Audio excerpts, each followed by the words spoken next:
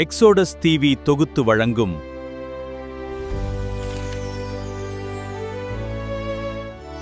அருளுரை துளிகள். அன்பான சகோதர சகோதரிகளே, இயேசு கிறிஸ்துவின் இனிய நாமத்தில் எக்ஸோடஸ் டிவியின் அருளுரை துளிகள் நிகழ்ச்சிக்கு உங்களை அன்புடன் வரவேற்கிறோம். இந்த நிகழ்ச்சி உங்களுக்கு ஆசீர்வாதமாக இருந்தால் எங்கள் சேனலை சப்ஸ்கிரைப் செய்து லைக் மற்றும் ஷேர் செய்து மற்றவர்களும் தேவனுடைய வார்த்தையால் ஆசீர்வாதம் பெற உதவுங்கள். ஆசீர்வாதமான இந்த காலை வேளையிலே யாத்திராகம புஸ்தகத்தில் உள்ள 20ஆம் அதிகாரத்தில் உள்ள 4ஆம் வசனம், 5ஆம் வசனம், 6ஆம் வசனம் போன்ற இந்த 3 வசனத்தை நாம் தியானத்திற்காக நாம் எடுத்துக்கொள்ளலாம். இந்த 10 கட்டளைகளிலே நாம் 2வது கட்டளையைத்தான் நாம் சிந்திக்க போகிறோம். இந்த 2வது கட்டளையானது சிலை வணக்கத்தை அது தடை செய்யக்கூடிய வேத வசனங்களாக நம்முடைய ஆண்டவர் மோசேயின் மூலமாக நமக்கு கொடுத்த வேத பகுதியாக அங்கே இருக்கிறதை நாம் பார்க்கிறோம்.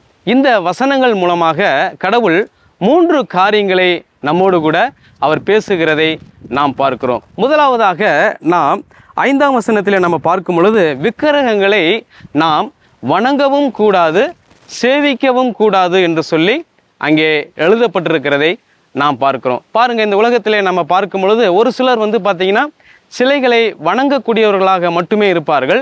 வேறு அநேகரை குறித்து நம்ம பார்க்கும் பொழுது அந்த சிலைக்கு, அந்த விக்கிரகத்திற்கு தங்களுடைய வாழ்க்கையை அர்ப்பணித்தவர்களாக, அதற்கு அடிமையாக அவர்கள் வாழ்கிறதை குறித்து நாம் பார்க்க முடிகிறது. எனவே சிலை வணக்கத்திலே இந்த 2மே கூடாது என்று சொல்லி இந்த கட்டளை முதலாவதாக அங்கே தடை செய்கிறதை நாம் பார்க்கிறோம். அடுத்து 2வதாக நம்முடைய ஆண்டவர் அங்கே எரிச்சலுள்ள தேவனாக இந்த சிலை வழிபாட்டில் இருக்கிறதையும் கூட அங்கே சொல்லியிருக்கிறதை நாம் பார்க்கிறோம். நம்முடைய ஆண்டவர் பாருங்க, இதே 20ஆம் அதிகாரம் அதில் உள்ள 2ஆம் வசனத்தில் அடிமைத்தன வீடாகிய அந்த எகிப்து தேசத்திலிருந்து தம்முடைய ஜனங்களை கொண்டு வந்ததிலே அவர் எவ்வளவு அன்பானவர் என்பதை நாம் பார்க்கக்கூடிய அதே சமயத்திலே இங்கே தம்முடைய ஜனங்கள் ஒருவேளை விக்கிரக வழிபாட்டிற்கு செல்வார்கள் என்று சொன்னால் நம்முடைய ஆண்டவர் அங்கே எரிச்சலுள்ள தேவனாக அவர் இருக்கிறதை நாம் பார்க்கிறோம். சில நேரத்தில் பாருங்க,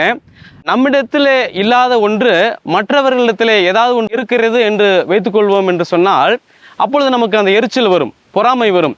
ஆனால் ஆண்டவர் ஏன் இங்கே எரிச்சல் அடைகிறார் என்று நம்ம பார்க்கும் பொழுது, எனக்கு கிடைக்க வேண்டிய மரியாதை, எனக்கு கிடைக்க வேண்டிய அந்த வணங்குதல் அல்லது அந்த மகிமை நாம் வேறொன்றுக்கு அந்த சிலைக்கு கொடுக்கும் பொழுது நம்முடைய ஆண்டவர் அங்கே எரிச்சல் அடைகிறதையும் கூட நாம் பார்க்கிறோம். அது மட்டுமல்ல, 3வதாக இந்த கட்டளையில் நம்ம பார்க்கும் பொழுது அங்கே தேவனுடைய கட்டளைக்கு நேர் எதிர்மாறாக ஒருவர் செய்யும் பொழுது அங்கே ஆண்டவர் சொல்கிறார், அந்த காரியத்தை 3ஆம் 4ஆம் தலைமுறை மட்டும் அதை விசாரிக்கக்கூடிய ஆண்டவராக அங்கே இருக்கிறதை நாம் பார்க்கிறோம். இதிலிருந்து நம்ம கவனிக்கும் பொழுது நம்ம இப்படியாக நாம் நினைக்கலாம், ஒருவேளை அப்பா தவறு செய்வார் என்று சொன்னால், ஒருவேளை பிள்ளை கடவுளுடைய வழியிலே நடப்பார்கள் என்று சொன்னால் ஒருபோதும் தேவன் அவர்களை தண்டிப்பதில்லை. மாறாக அந்த தகப்பன் போகக்கூடிய அதே பாதையிலே ஒருவேளை அவனுடைய பிள்ளையாகட்டும் அல்லது பேர பிள்ளைகளாகட்டும் அவர்கள் செல்வார்கள் என்று சொன்னால் நிச்சயமாகவே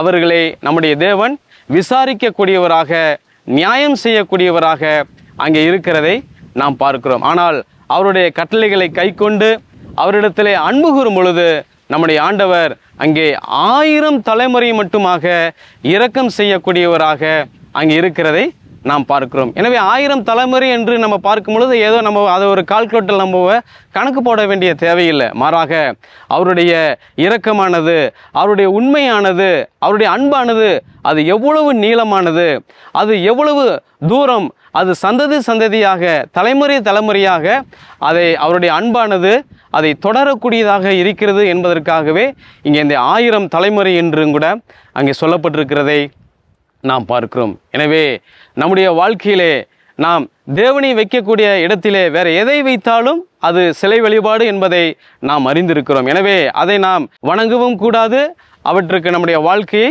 கொடுக்கவும் கூடாது. எனவே தேவனை மகிமைப்படுத்தக்கூடிய, அவரை சந்தோஷப்படுத்தக்கூடிய ஒரு வாழ்க்கை நாம் வாழ தேவன் நமக்கு உதவி செய்வாராக. ஆமென்.